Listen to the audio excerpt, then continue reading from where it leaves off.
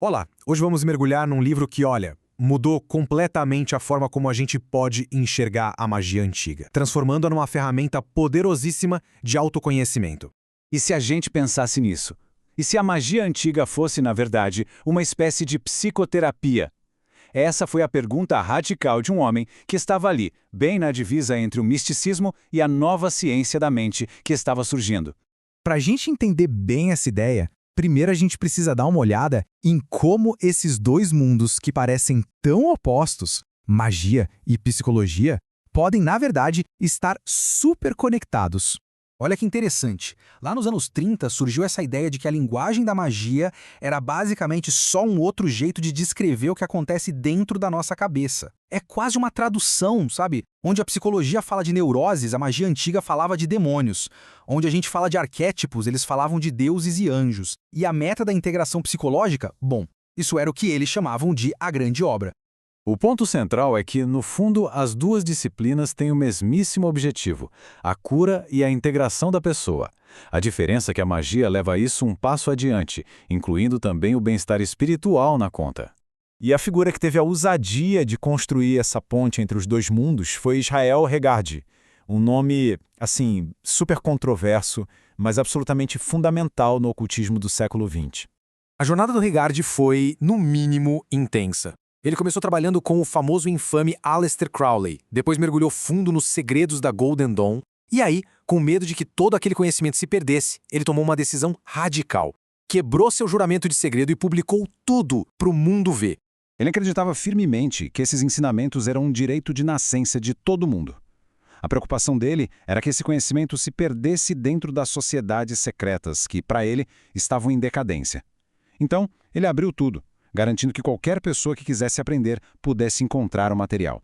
Agora, vamos ao cerne do sistema do Regardie. É uma metáfora muito poderosa para os conflitos que todos nós vivemos internamente, a ideia dos dois pilares. E aqui a coisa fica bem interessante, porque a gente consegue assim enxergar nisso. De um lado temos o pilar da misericórdia, que está ligado ao amor, à emoção. E do outro, o pilar da severidade, conectado com o poder, a razão. Basicamente são os opostos que puxam a gente para lá e para cá todos os dias.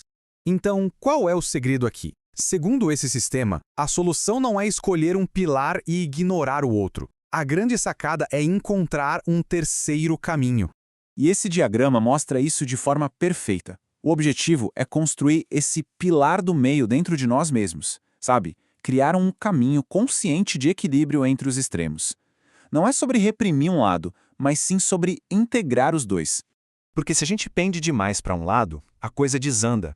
Era o que o Regardie chamava de o declínio da vida. Muita emoção sem razão vira fraqueza, e muita razão sem emoção vira crueldade. O equilíbrio é realmente a chave de tudo. E é essa reconciliação que desperta o que ele chamava de alma ou o eu superior. É como se nascesse algo novo e completo a partir da união dessas dualidades, muitas vezes simbolizado pela figura da criança, que une os princípios do pai e da mãe. Certo, a ideia é incrível, mas como é que se constrói esse pilar do meio na prática? Como se trilha esse caminho de equilíbrio?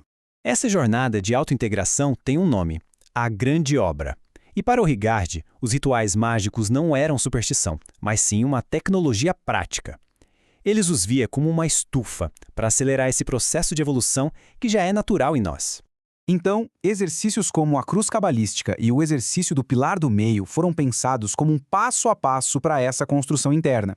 Primeiro você expande a consciência, depois faz uma limpeza psíquica e, finalmente, começa a construir a estrutura, equilibrando os centros de energia internos. Tudo isso pode soar meio antigo, meio esotérico, mas a ideia central é, na verdade, muito relevante para a nossa busca por sentido e bem-estar hoje em dia.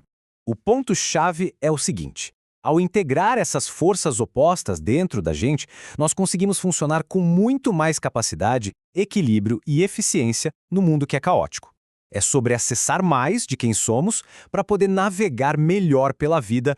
No fim das contas, esse caminho sugere que, ao reconciliar nossos conflitos internos, a gente pode encontrar um estado de alegria fundamental que fica, mesmo depois que as sombras passam. E fica a reflexão, não é? Se os magos antigos eram, de certa forma, os psicoterapeutas da sua época, o que as técnicas deles ainda podem nos ensinar sobre a mente humana hoje?